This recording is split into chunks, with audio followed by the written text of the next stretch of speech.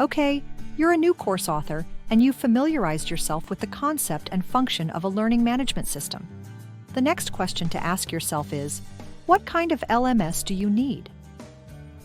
When narrowing down your LMS options, be sure to keep your course material at the forefront of your mind. You need a thorough understanding of your course to be in order to pick the system that's best for you. Ask yourself questions about what you want your course to ultimately look like. Will you need e-commerce features? How many learners do you expect to accommodate? What kind of interaction do you want to have with your learners? Also important to consider, an LMS is an ongoing expense. Make sure that whatever platform you're considering is a platform you can afford both for the initial setup as well as the long term.